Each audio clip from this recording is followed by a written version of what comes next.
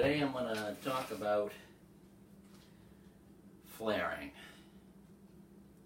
Flaring and swedging, those two subjects, they kind of go hand in hand.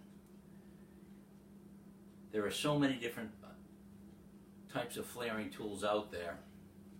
They're too numerous to talk about. I mean, so we'll do with the ones that I've bumped into and the ones that I've got myself. My very first one,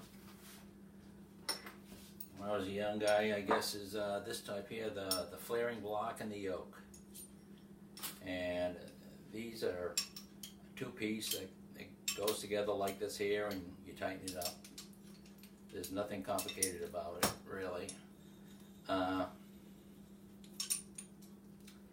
Some of the things that, okay, let me go back here to this one here. This is the first one I got when I went to college for HVAC. This is the one that they had us get. It's by Imperial Eastman. Nice quality flaring block. You have two blocks on here.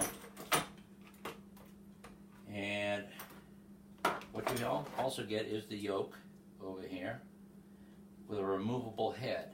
This head has a swedging tool here with different size swedges that you have. And then it also has the flaring block, the typical flare, which is like this here. And what you would do is, let's say that, well, let me show you something. One of the biggest problems people have is they forget to put the flare nut on the tube first. If you're just going to do a piece like this here, there's, you could put it on either way, but it's always nice to have this on first because, as you can see, it goes on this tube nicely, but on this end it doesn't, because it's got a slight bend in the pipe, or it might be out of round. Now, how am I going to get that on there if I had to come in from this end? Well, I got to make the pipe round again.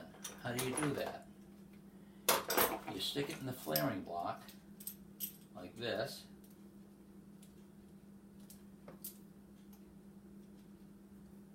And you make sure it's down here where the tightest part is. And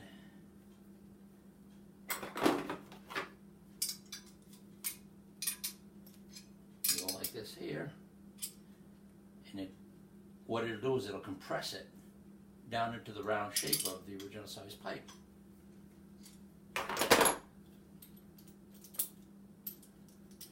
Then you can open this up. There we go.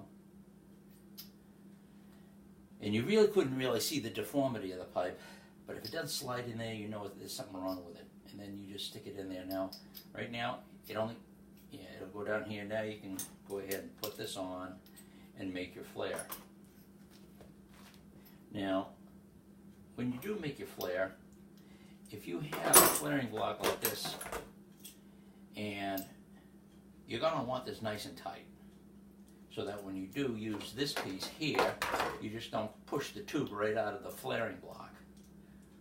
So what I like to do is, if I have, let's say this size pipe here, what I'll do is I'll tighten down this one here first and leave this one here open like this, and use, I think they call it a fulcrum. You have a lot more applied pressure from out here. If you tighten this one down here first, you're going to have to use this wing nut over here to do all the crushing. It's a lot easier to put it in here, tighten this one down first, and then do this one afterwards, because you have the difference of the lengths. It's a lever. It's an applied lever. So when you squeeze that down, it's much easier. And of course, like you saw I did on there, they make these gaps on here big enough so you stick the tool in here to tighten it up a little bit. You don't want to make it you don't want to put too much force on there. When you get down fairly close here, stop. Because you can break these wing nuts off, and they're expensive. and probably difficult to find one. So when you do, let me go ahead and show you how to make a flare. Okay, first thing you're going to do is you're going to cut the tubing. Now, here we have two different tubing cutters, a Lennox and an Imperial Eastman, I think it is. So, and this is one of my old ones that I had like 25 years ago. What's the difference between these? Well, if you look on here, you'll see there's only two roller wheels that support the pipe. So when you tighten down on this,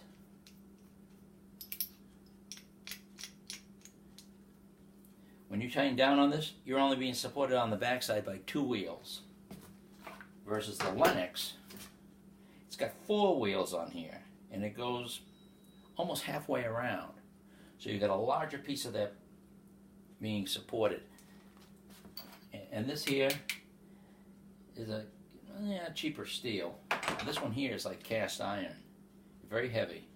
I mean, it's a good quality piece. You're gonna be using these all the time. So invest in a good one. Robin M made a good one too. But Imperial Eastman makes a good. They make good tools. I mean, this will get into some tight places where others probably won't. When you're getting in a tight spot, the Imp. Everybody's got these here. This is a good quality one. Behind here you have a spare wheel. So if your wheel does become nicked or chipped, there's another wheel behind here. You can replace it. They do make replacement kits for these too, with a new piece here. This is like an axle for that wheel, and you can buy a repair kit for these. They come with like two wheels and an axle, so you can replace those. Those are easily replaceable. The groove that you see on here is in the event you have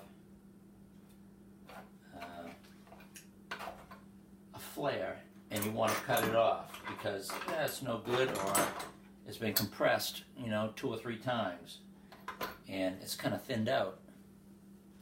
Well, you have several options. One of them is this little item here you probably may not have seen before. This is called a flare gasket. I don't know if you can see that on.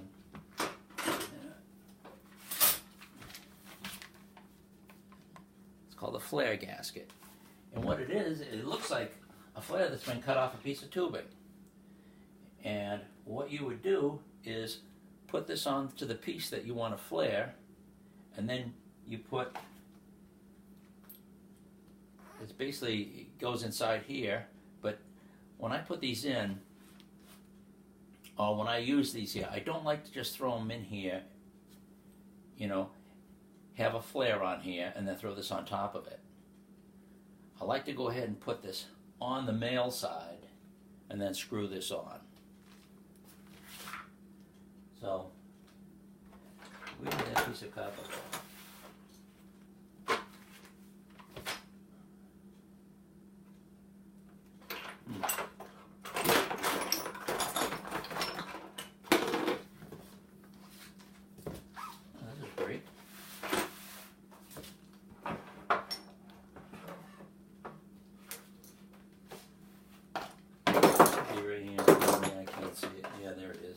Okay, anyway, cutting a piece of copper, whether you go this way or this way, probably isn't going to make much of a difference. But what I have found is sometimes this wheel will start to walk. So don't put if you put too much applied pressure on there, when you're going around like this, it'll put like a thread on it, and it'll walk right off the pipe. So what I like to do is put a little bit of pressure on it, go around once or twice, a little more, and then put a little pressure and go back and forth, like this here, like wear a groove in it, go on the other side, wear a groove on that, bring it back and forth a couple of times. Once you get the groove started on there, you're good. You just keep going around until it's cut.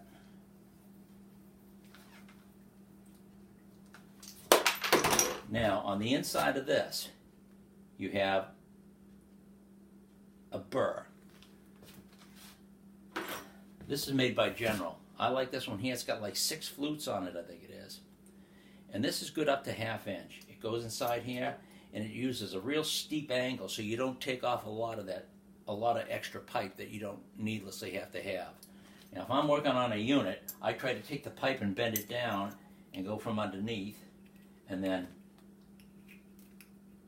give her a few turns on here. You don't have to keep going in a complete circle. You just go back and forth a couple of times like this, because as long as I go one flute, the distance of 1 flute, I'm good. And it gives a nice steep angle and doesn't take too much of the meat off the end. Now, the way I learned in school was when you were done doing that, then you were to take a flat file and file the end of this flat. And I like to rotate it so that if I'm off a little bit on my angle, I'll fix it on the next stroke. And so you got a nice flat thick edge. Take your nut, you put it on. Now, this is the flaring block that I learned from, but I'm going to show you another one.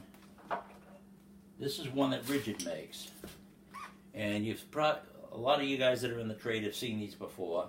This is a nice one. It's got an off-centered yoke in here that when that cone comes down, it kind of mashes it out in a circle. And you can see it better in this Yellow Jacket version. I don't know if you can see this here. I'll try and get it closer. But right here, it has like flutes on it, similar to the deburring tool there. And what that does is it anneals the edge all the way around. Now, in order to do this one here, I like to use, when I'm doing pipe, to measure the outside distance on this here, if you were to take like a regular ruler and you go like this here and you try to measure it this way here, sometimes you can be off. Maybe a 1/16 of an inch. If you are, because of the way you're seeing the left edge and the right edge, you could be off a 1/16. And if you're measuring something like a shaft on a blower, you could get the wrong size pulley. Oh, that's supposed to be a 9/16. Oh, and I got a 1/2 because I thought it was a 1/2. That could end up ruining your day. So these are cheap. This is made by General. You can get them at Harbor Freight too that are digital, and they actually make the digital dial on there in standard inches, which is great. And if you like using decimals, they get it in that one. They got that one too.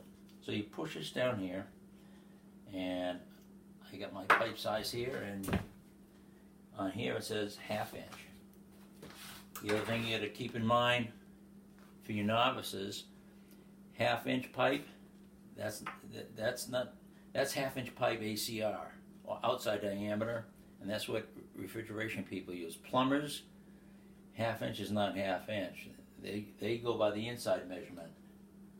So you'd have to measure the inside of this pipe, which would be like almost 1/8 less. So they probably call that 3/8.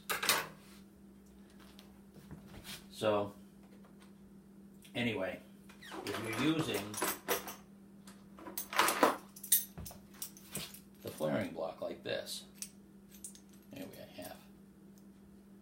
How do you set it? Well, how high up? Well, this is how we learn. The nickel.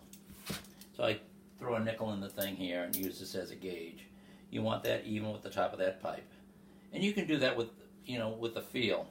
You can feel the top of that pipe right about where it's supposed to be.